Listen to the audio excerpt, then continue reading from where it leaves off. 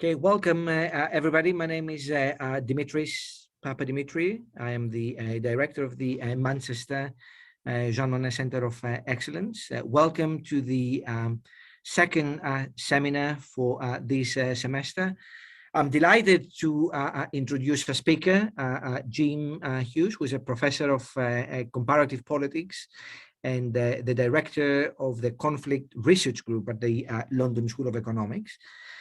Jim is a internationally renowned expert on political violence, transitional justice. He has written extensively on conflict, the EU's role in international conflict, new forms of conflict, terrorism, and so on. Very, very diverse set of research interests, and always tremendously interesting ideas to share with his audience. He's joining us from Berlin on this occasion. So Jim, thank you very much for finding the time. And also thank you for agreeing to speak to us for a topic that we don't exactly know where it's going.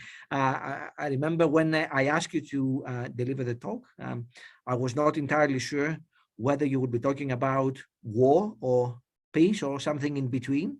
It seems to me that we are in the something in between stage, although it can go either way. Thanks for your flexibility to address this topic under so much uncertainty. For those of you who join us from outside, Jim will talk for just under 30 minutes. And subsequently we'll open the floor for a Q&A. You can submit your questions using the Q&A function at the bottom of your screen. And my colleague and the Deputy Director of the Manchester Jean Monnet Center of Excellence, Catherine Simpson, who's also joining us, will collate these questions and pass them on to Jim to answer. So thanks everybody for joining us. Jim, the floor is yours. Thank you, Dimitris, and thank you for inviting me to give the talk. I mean, when you invited me a few weeks ago, I did say that the last week of February would probably be a very critical week after the Olympics. That was always the likely period that something would happen. Having said that, actually, when I was thinking about the talk, when you invited me 3 weeks ago, I haven't really changed what I'm going to say in the talk, because the idea was always to provide the context.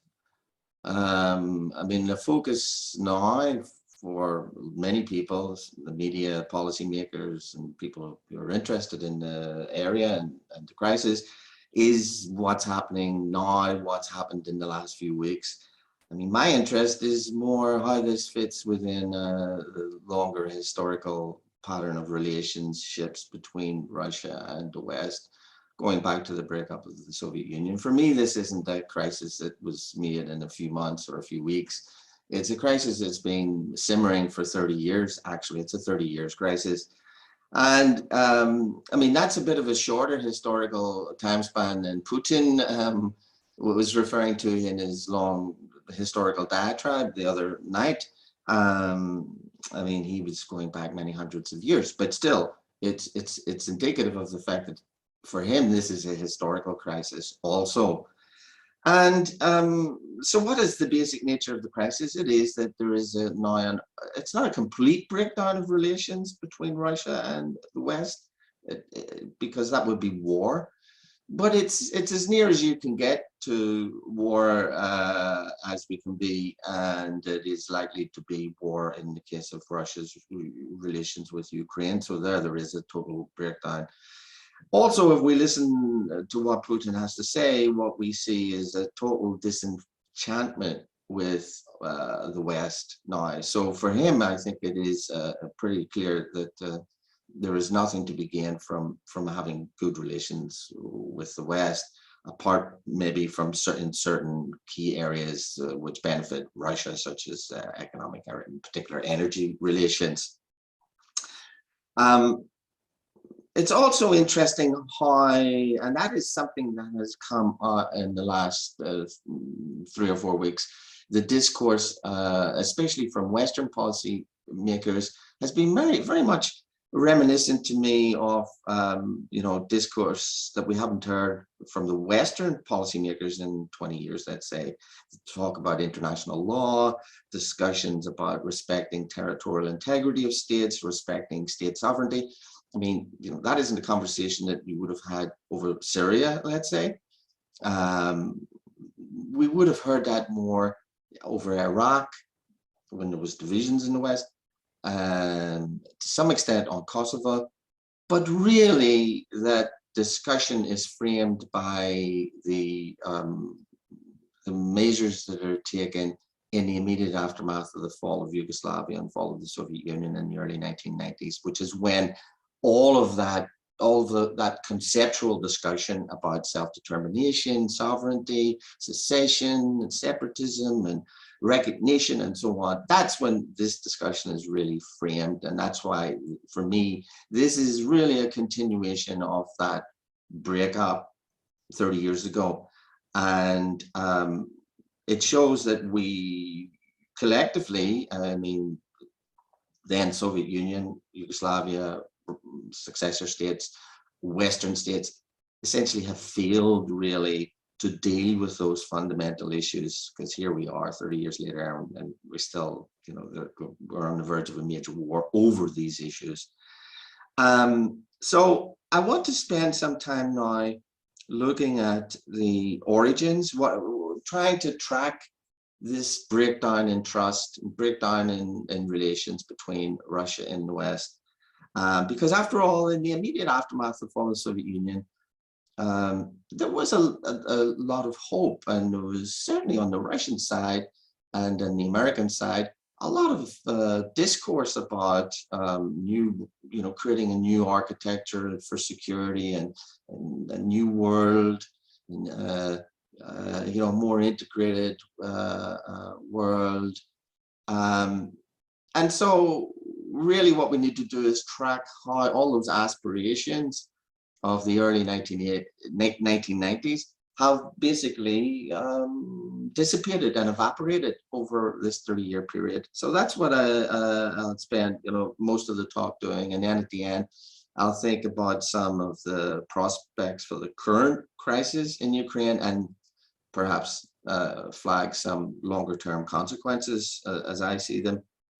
So first of all, how did this trust evaporate? I mean, as I said, collapse of the USSR was a lot of hope for something new in Europe and in world relations.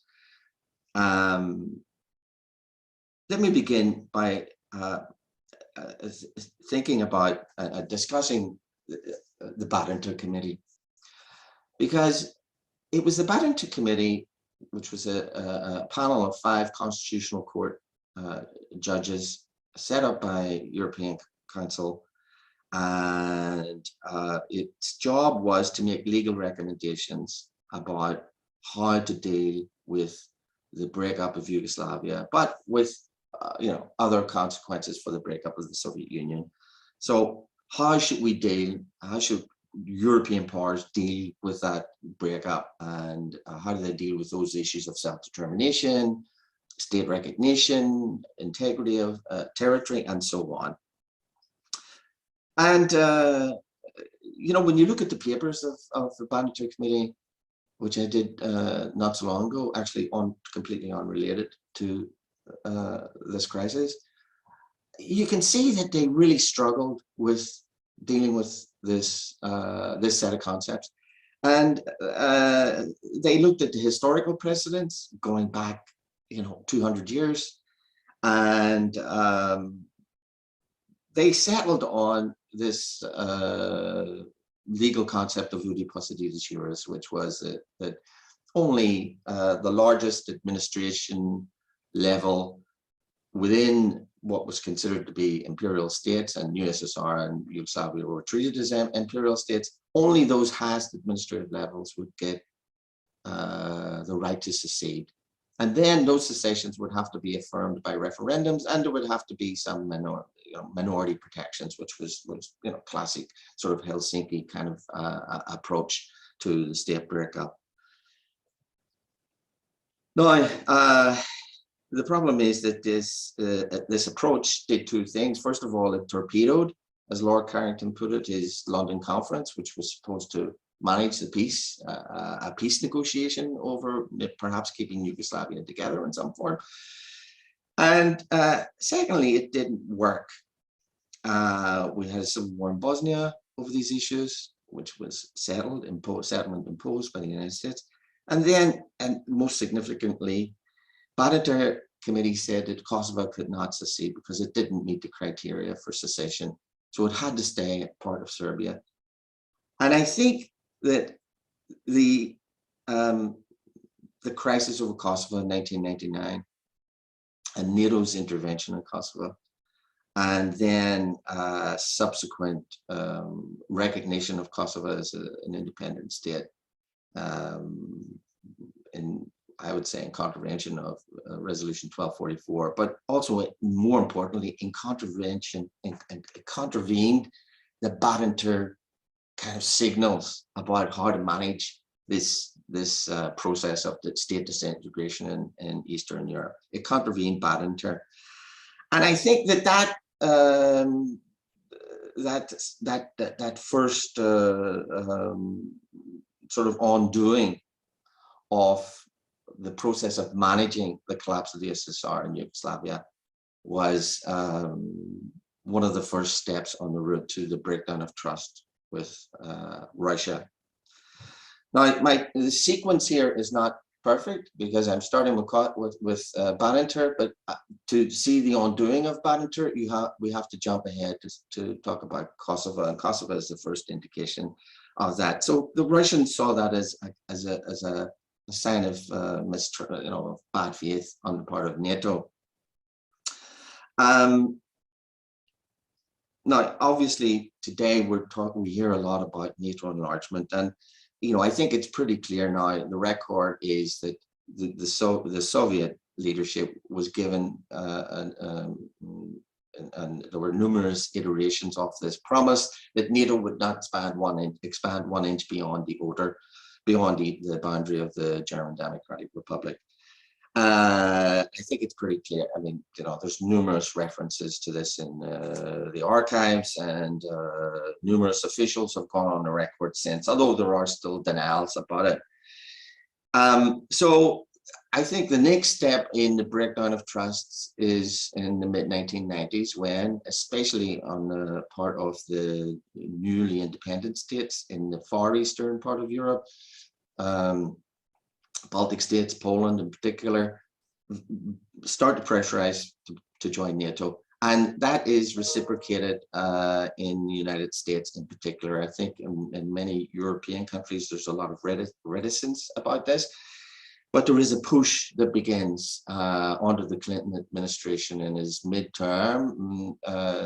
It's a good question what the reasoning is behind this push to expand NATO, given that Russia is considered to be democratic under Yeltsin, and certainly a very weak state under Yeltsin. So why, clearly there's some thinking about future prospects of a future clash with Russia down the road. It could also be explained by just inherent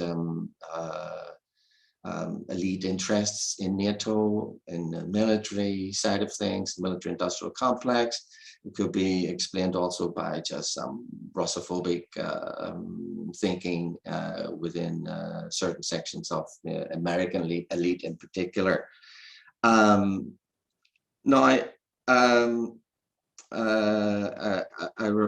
Those comments about the elite interests driving NATO enlargement, I actually was influenced very much by an interview given by Roderick Braithwaite, who was the former British ambassador in Moscow, and then was a very senior British civil servant and headed its Joint Intelligence Committee and so on.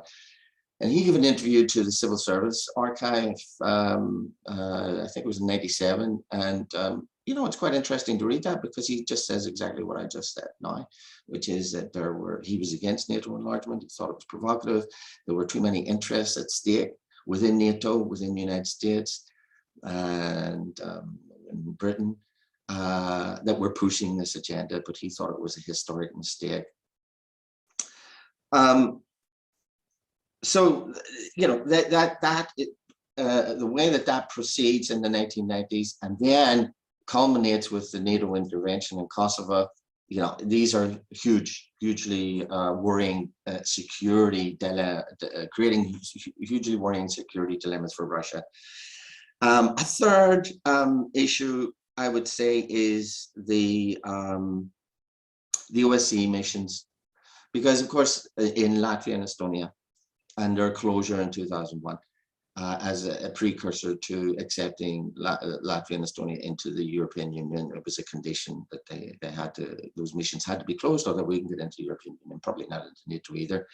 And by that stage, EU membership and NATO membership were seen as synonymous within the EU and US and NATO elites. So why did those missions close? The problem with the closure, and the reason why it fed the distrust of Russia, was that the missions were closed, especially in the case of Latvia, a little bit less certain in the case of Estonia, but definitely in the case of Latvia, the mission was closed despite the fact that the mission itself admitted that the Latvians hadn't met the conditions for closure.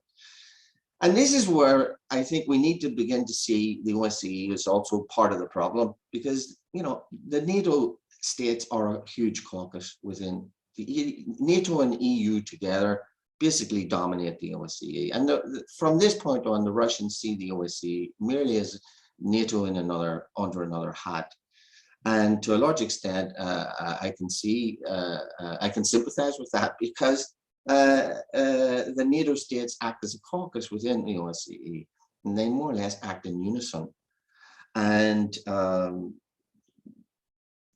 the closure of the missions in 2001, despite the fact that these conditions that were set for the mandate of the missions hadn't been met, was a signal to Russia that actually, you know, the OSCE also can't be trusted, and that what's the point of us working through that sphere.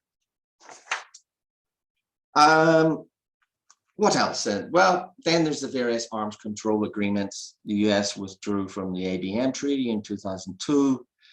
Now, one could say that that this doesn't really, I mean, obviously the Russians are worried about that, and they do see it as a sign of bad faith, but there isn't really, I think, much sort of tension around that issue. Remember, Bush and Putin met in Slovenia, and they seemed to get on very well, and there was an agreement around the withdrawal of the Americans from that treaty.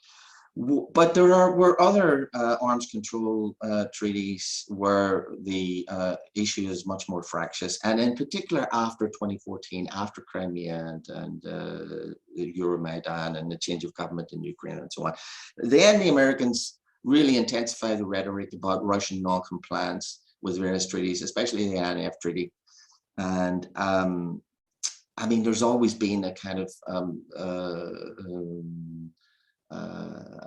hard line amongst certain elements, especially in the Republican Party in the United States, about Russian cheating, and that we can never verify these agreements, and Russia always cheats and so on. But this became a much more mainstream American position after 2014. So it is connected to the first Ukrainian crisis, where they start to say Russia is no longer compliant with the INF Treaty. And, you know, I'm not going to go into all the technical details because I'm not really sure I understand them all myself, but basically it's about cruise missiles. And so the Americans withdraw from that treaty in 2018, and then also they withdraw from the Open Skies Treaty in 2020. So there's, you know, three major treaties that the US withdrew from. And plus we have construction of missile infrastructure in Poland and Romania. So this is all adding to the Russian sense of insecurity and mistrust. You know, you can't make a deal with the Americans because they're going to withdraw from it down the line. Next element, I would say, in creating mistrust is the color revolutions. there's a huge debate, obviously, amongst political scientists about colored revolutions. You know, what are they? Are they really revolutionary in the first instance? Are they really about democratization? In most cases, they haven't led to democracy. Or are they about regime change? Mostly they have caused regime change without bringing real democracy. From the Russian viewpoint, of course, this is all foreign intelligence operations, covert operations to destabilize Russia-friendly regimes. Now, a lot of the connection between the rise of Putin and colored revolutions is that Putin in 2000 is initially seen, and actually the discourse about Putin in 2000 is that, you know, he was democratically elected.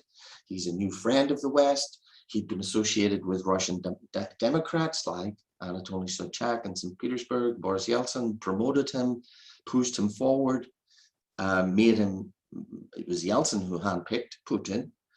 And so there was a lot of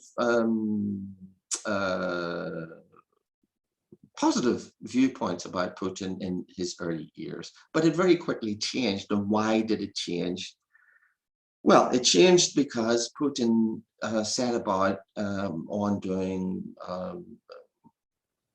continuing, I would say, Yeltsin's path, the late Yeltsin path of undoing a lot of the democratic reforms that were instituted in the early 1990s.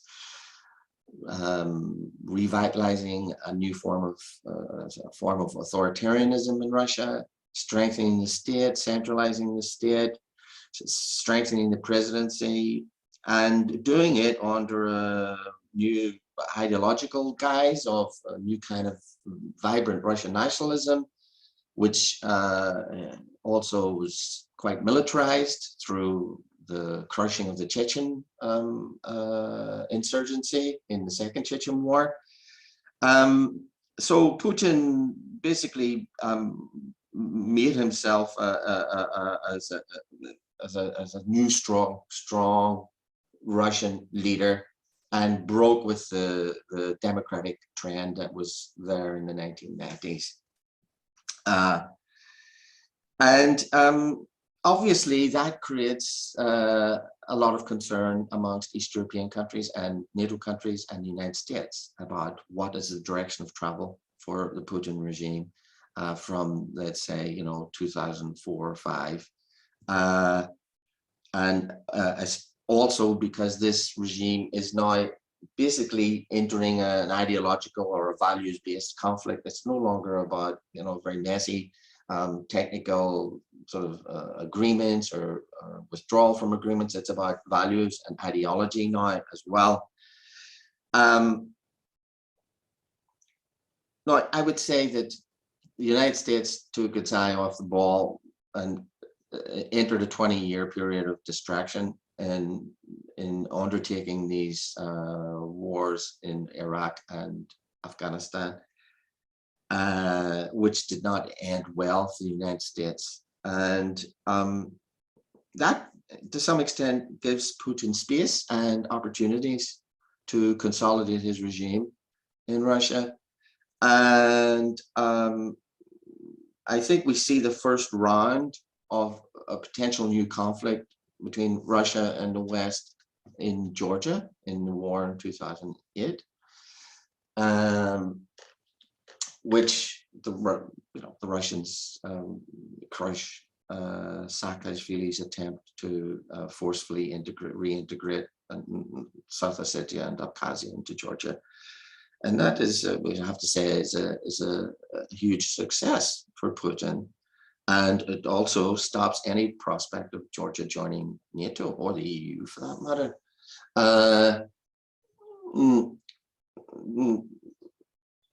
Round 2, I would say, is there's the attempted reset under Obama, which really doesn't go very far at all. It doesn't really get off the ground. I mean, they push that red button and that's about it. But at least the reset is an indication of how far things had soured between Russia and the United States. The very fact that there was a reset is an indication that there was a recognition that things had gone seriously wrong and had soured badly, and therefore needed to be somehow fixed.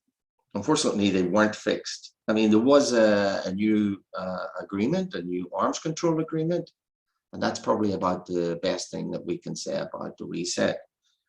And then we kind of move into round 3, and that is the Ukraine crisis, which again is not the current crisis. It's the Ukraine crisis is from 2013 to the present day. I mean, Ukraine has more or less been in a state of war, mostly not a hot war, but it's been more or less in a state of war since 2014 with Russia. And, you know, Ukraine is a great prize. I mean, I can remember, you know, friends of mine in the United States who were, you know, in the intelligence community broadly in the United States, talking to me even in the late 1990s, and that was the language that they used. Ukraine is the prize, you know, that's what we're after. We're after Ukraine. And it's not really until, I mean, of course you have a shift towards a more Western direction under Yushchenko, but you know, it's not it's not as definitive as it becomes with the Euromaidan crisis and the ouster of Yanukovych and the new government that comes to power, largely with the support of the United States. That is a definite break from this sort of very ambivalent position that Ukraine had taken towards NATO throughout most of the 1990s, through, and even Yushchenko, of course, was very pro-Western and talked about integration into NATO, but it was always, you know, there would have to be a referendum and it would have to have consensus and this kind of thing. I think that the shock for Russia in 2014 was that it seemed as if they had suddenly lost Ukraine, and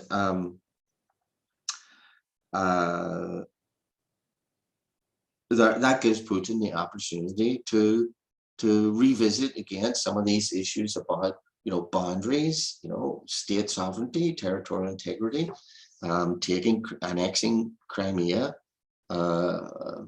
fomenting civil war in the East, and you know, creating new separatist structures in the East.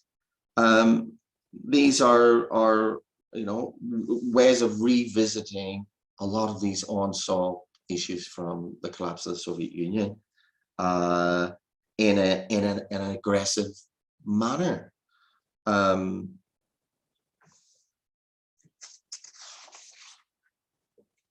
So the last thing that I wanted to talk about was the what I would say are failures of diplomacy throughout this period.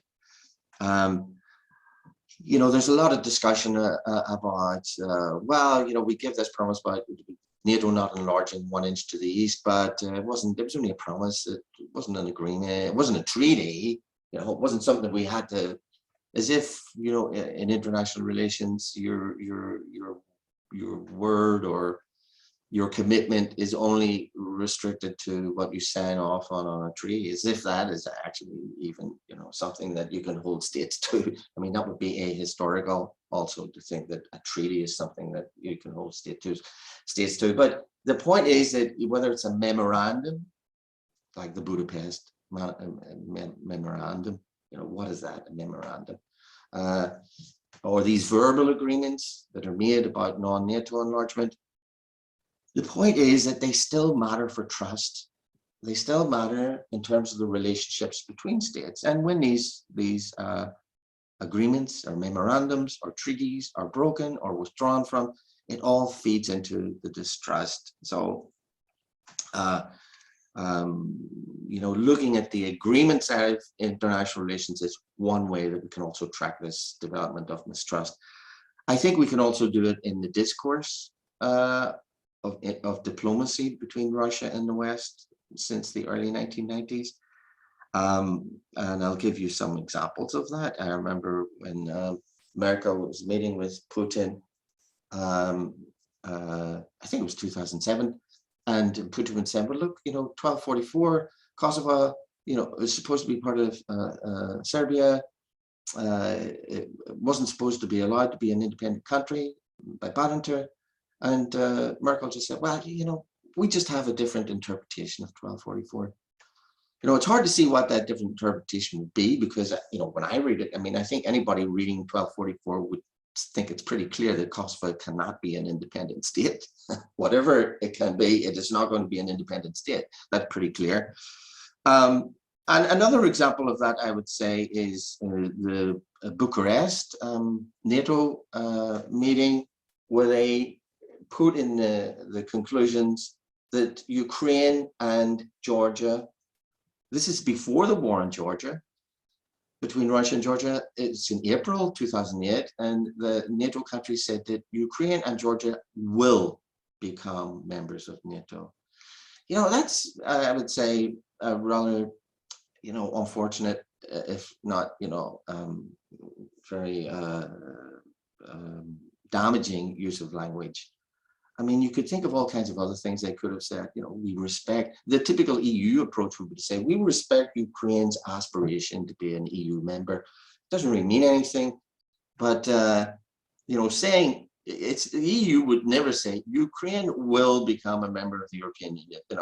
It's just bad language, or it's deliberately provocative language, which is, I think, the only reading that you can really give to that kind of diplomatic discourse. So again, the language is important. Of course, there's a lot of discussion now about Minsk and the language of the Minsk agreement, Minsk II agreement. And again, there's a lot of, we can argue about the interpretations of Minsk, but what we can't argue about is the sequence, the point-by-point sequence in Minsk. And we would have to say that the Ukrainians in particular failed to implement Minsk II. And in a way, I think that that's a really unfortunate historical mistake, because they could have done that, retained sovereignty over the eastern parts, the separatist parts, and given them a chance to kind of build some kind of new arrangement. So we'd have to ask again, why was Minsk II not implemented, and who was behind that, and what was the push? I would say, that the Americans played a big role there. After all, it was a Franco-German negotiation team that managed the Minsk process, and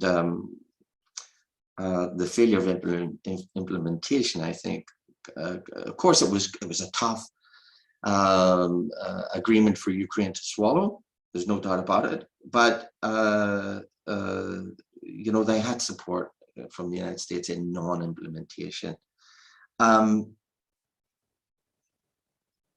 So what that discourse is indicative of is a kind of descent into zero-sum thinking. And zero-sum, the zero-sum thinking is reflected in the discourse. We lose diplomatic ambiguity, and we start getting polarizing discourse.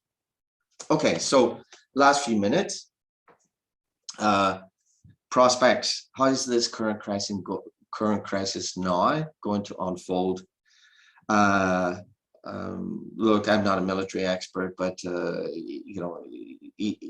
any reasonable reading of the military situation would suggest that the Russian military would completely destroy the Ukrainian military, and probably a large part of Ukraine's infrastructure, setting it back many decades, if an all-out war occurs. And I would say the chances of that happening are very high, given the tone of Putin's statement yesterday, the day before. They would lose a lot more territory. Obviously the human costs, the refugees displaced, and so on, all those things. Russia, of course, will incur a lot of costs, especially now that the Ukrainian military has been given a lot of tactical weapons, anti-armor weapons, and so on. So the Russians will definitely have costs.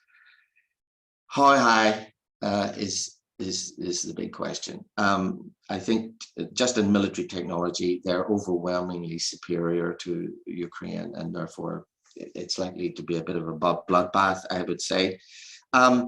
If it goes badly for Putin, however, I mean, this is where this is a high-risk strategy, because if this war goes badly for Putin, then it's likely to turn into a regime crisis. There clearly are divisions within even the very highest cohort around Putin.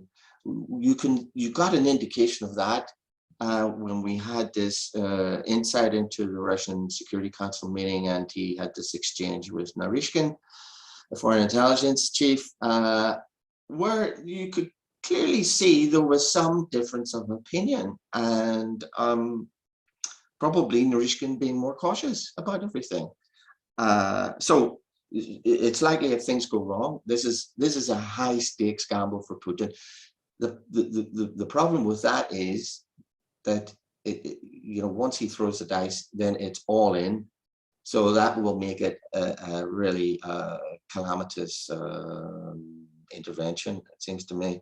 Now, what about the NATO side of things? Despite all the talk now, I see major divisions within the Western alliance. There's a lot of political differences. The economic costs of this are sanctions. The sanctions at the minute are very weak, will barely affect Russia at all. But the Nord Stream, the gas price hikes, oil price hikes, all of that is going to affect Europe in particular much worse than the United States. So there's an uneven distribution of the economic cost of the war, and it's hard to see how Europe can avoid dependency on Russian gas for I mean the readings that I've seen on this issue by experts is it's going to take decades for that to happen. The United States, despite these sanctions, is actually Russia is the United States' second biggest oil supplier. Even now, as we speak, the United States is importing oil and gas from Russia. So it's kind of interesting that they focus so much on Nord Stream 2, and yet they import so much Russian oil in particular, and not so much the gas, but oil. So what would an economic crisis in Europe generate? More populism, for sure, more undermining of democracy. And in the US, of course, the US is already highly polarized. The US is already, its own fractious color revolution, you could say, in the 6th of January, and currently it looks very likely that we could have Trump too. So the Western alliance, Western democracies are really facing a huge challenge. The last and final point I will make is about the Russia-China alliance, which I think is probably the most serious consequence of this current crisis. If it holds, there's no reason to see why it wouldn't or shouldn't, this alliance really undoes American foreign policy, a huge pillar of American foreign policy going back to the early 1970s, which was to split the Soviet Union from China, and to bring China into a more friendly orbit with the United States. I think that a Russia-China alliance has really huge geostrategic consequences. Russia has vast economic resources which China needs, and China has the technology, manufacturing, and so on. Russia also could share, will I think share, that's clear from this agreement, its military technology with China.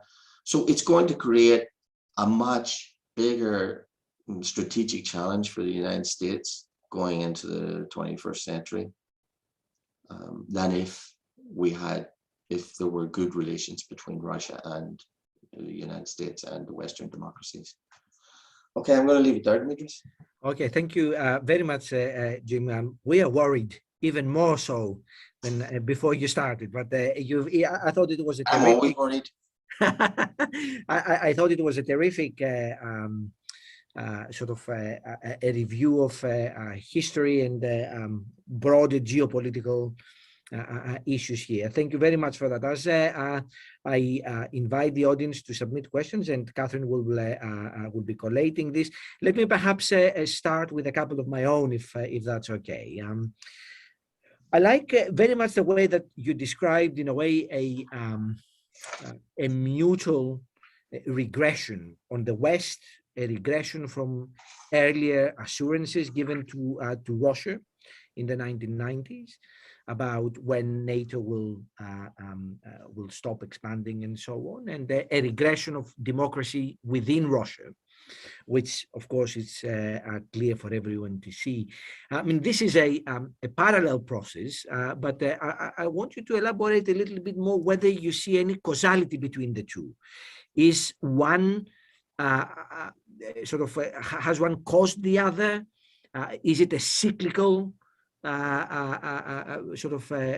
causal effect that the more Russia becomes undemocratic, the more relations with the West deteriorate, or are they perhaps separate, two independent processes, and that the West would have retreated even if Russia was a democracy, or that Russia would have retreated to authoritarianism even if the West hadn't retreated from its promises? So that kind of parallel process, I think, to me, sounds very interesting and worth exploring a little bit more. The second point, and that comes from an enthusiastic amateur in all of this, and I think that perhaps the audience may want to ask a similar question. Why does NATO enlargement in Ukraine, A, matters so much for the US, and secondly, matters so much for Russia? I can see why it matters more to Russia, although not 100%. I cannot see 100% why it matters so much, but I can see why it matters so much for the West, why it matters so much for NATO. And perhaps if you can throw some light into this, that would be very helpful. The first question, I think it's not a clear parallel, it's not a clear situation of parallel trends. For example, I would say on the NATO issue, well, the Americans are pushing for NATO enlargement from 95, 96, and it accelerates, intensifies from that period on. Now, it is definitely correlated with the Clinton administration. I suspect that if Bush Sr. had won the presidency and had a second term, I think we would live in a very different world, actually. A better one in terms of security in Europe, in my opinion. Because I don't think NATO would have enlarged. That administration would not have enlarged NATO, and they would have, I think, been more keen on helping Russia in the 1990s than the Clinton administration. It's not to say that the Americans, so in other words, that the push from the Clinton administration for NATO enlargement, and of course it's a reciprocal feedback from some of the countries in Eastern Europe, particularly the Baltic states, Poland in particular, that this is not related to necessarily what's happening in Russia. It's not related to is Russia becoming authoritarian? No, because the Americans are very much engaged in keeping Yeltsin in power, supposedly, because he's the best hope for democracy in Russia in the 1990s. So I don't think the connection with the push for NATO enlargement is to do with, the failure of democracy or the failing democracy in Russia in the 1990s. I think it's driven by, well, this is a good question. What is driving it? Is it interests, in NATO enlargement per se? Is it geostrategic interests that the United States, see Russia as weak, and this is an opportunity to expand, and project their power right away to Russia's borders, thinking, perhaps more longer term. but I don't think it is connected to problems of democracy in Russia in the 1990s, because I think those problems really start to become most manifest in the sort of second half of the 1990s, after there is already the push for NATO enlargement to occur. And certainly it's when Putin comes to power as president in 2000 that you really get this shift away from democracy. Of course, they still keep a discourse about managed democracy, but the direction of travel then is authoritarian re-centralization of power to the president, and more authoritarian rule, reimposing authoritarian rule. Did that answer? Was that what you were saying as regards to the connection between democracy and NATO? Yeah. Okay. And the second question was, sorry, I forgot what's. Well, the two were related. It's really why Russia would object so why Ukraine is so important. Yes. Yeah, why is Ukraine so important? Yeah, it's a good question, and it's one that I have asked many people over the years. Why are you so bothered about having Ukraine as a member of NATO? What's wrong with just leaving Ukraine alone, letting it be a neutral state, letting it have this? It kind of reminds me a little bit of Northern Ireland, and where I'm from, where now Northern Ireland has the benefits of being in the UK market and in the EU market. And, anybody in their right mind would know that that's a good thing. That's a win-win situation. And the Ukrainians, for a long time, under Kravchuk, Kuchma, they had this, well, we're going to point ourselves in both east and west directions and make the best of it, make the best of both worlds. That begins to break down under Yushchenko, and really is broken with during the aftermath of Euromaidan in 2013-14. So we'd have to ask, yes, what's wrong with having that sort of multi-vector sort of approach? What's the problem about being a neutral state, especially if you could, make benefits from both east and west? There's a German journalist recently who was present at the Euromaidan discussion, the Europe agreement discussions with Merkel, and he said that the reason that Yanukovych didn't sign off in the end was because Putin had come in at the last minute with huge bribe, basically, don't sign and we will give you X, Y, Z. And Yanukovych's position then to the Europeans was, well, look, what I'm getting from this side, what can you give me from your side? And I'm not going to sign until I can maximize this position.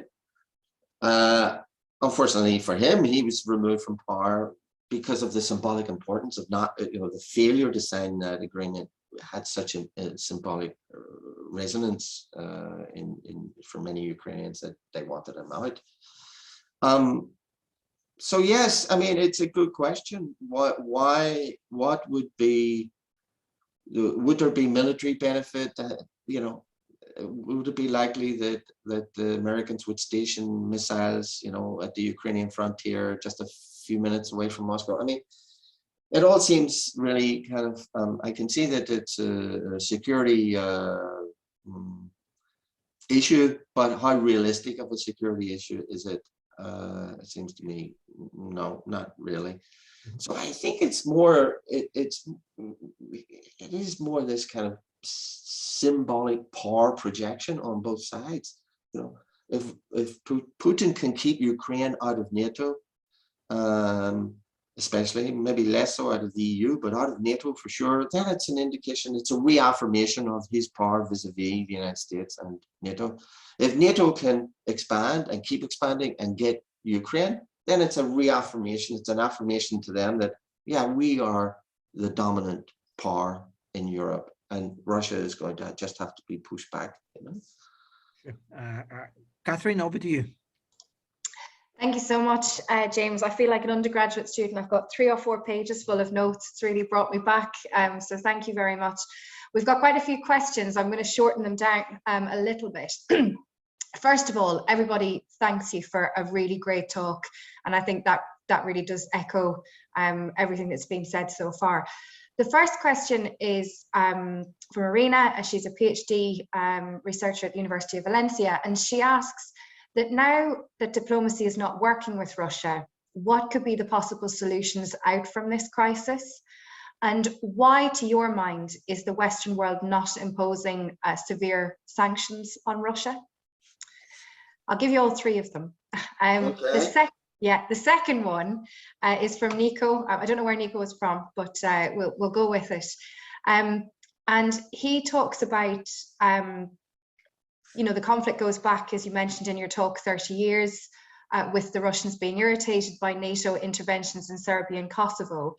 He would like to know what would have happened without NATO intervention in the Balkans.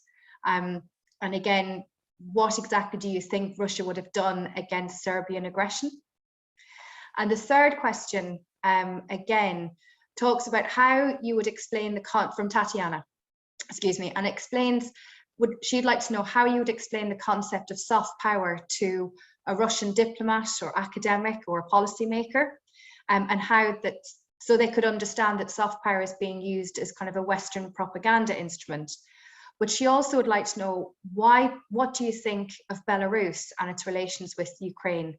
And is there a chance for Belarus to establish good neighbourly relations with Ukraine and kind of remain an independent state, but not a Russian satellite? Okay. So some excellent questions from our audience. So yeah. Thanks, James. I think I might have missed one in the middle there, but we can come back to that. On the diplomacy issue, well, look, of course, it looks very likely we're going to have a war, and at the end there will be an end to that war, hopefully.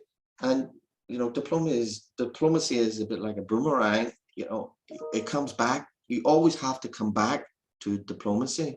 At the end of the day, there will be, even if there's a bloody war, there will have to be some diplomatic management of the outcome of the war.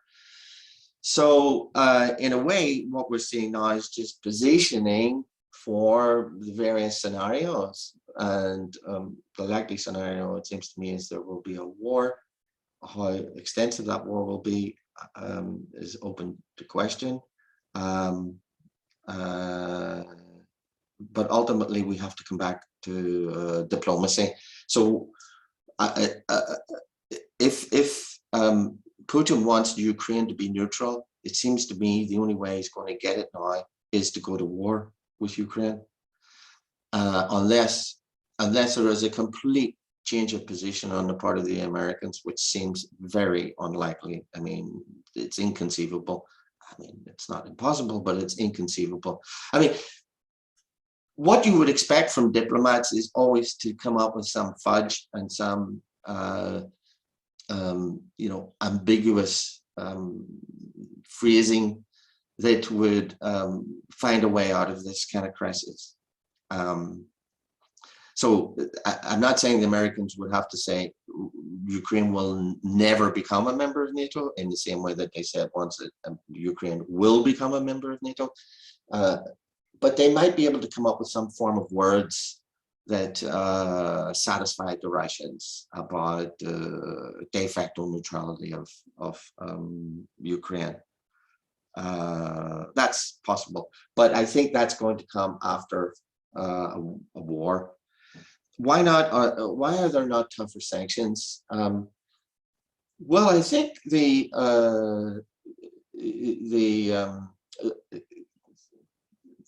Russia has been preparing for this situation certainly since 2014, and I would say they've been preparing for it since the war in Georgia in 2008.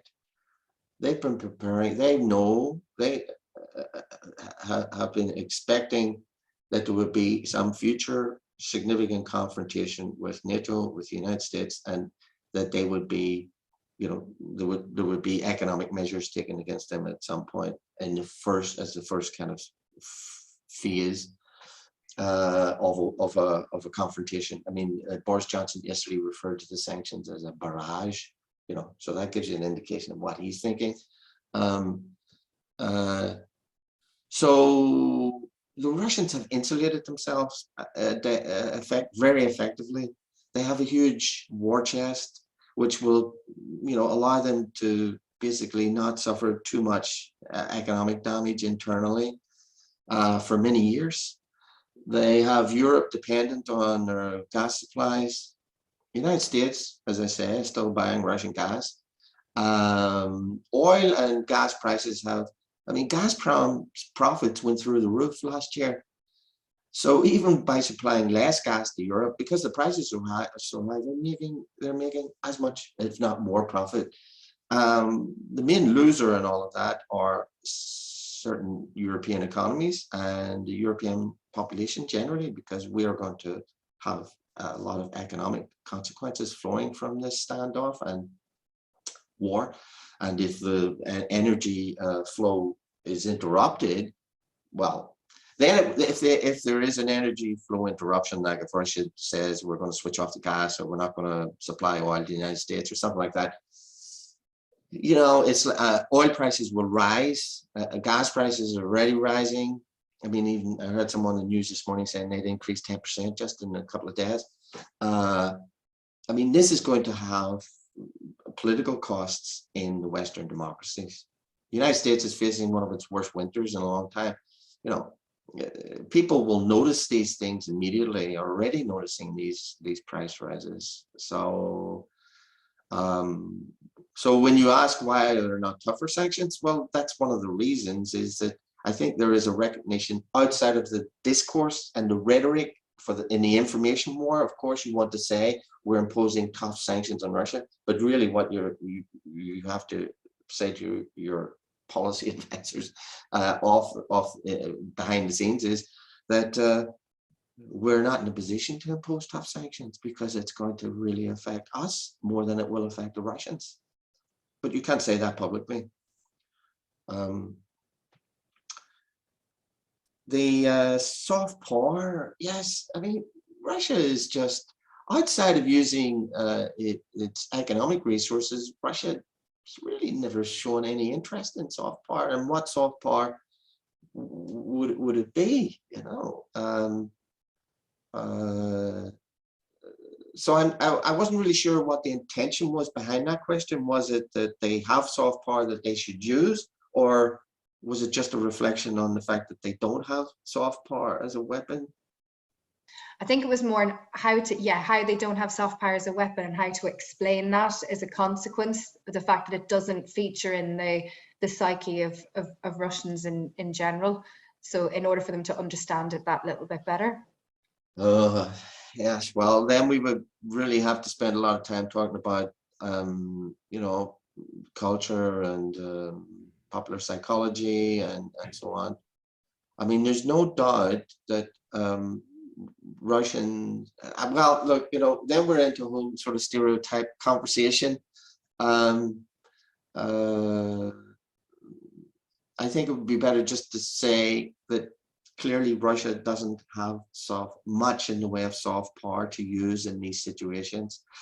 And also, the kind of aggressive way that Putin has approached these issues is not very sophisticated, and it's making Russia a less attractive kind of a hub, if you like, or it's not making it more attractive for Ukrainians to say, well, we would like to be neutral and live next to Putin's Russia. So yeah, that's a failure. On the other hand, the Americans are very clever at this stuff and often use it to disguise their more aggressive intentions. So it works both ways.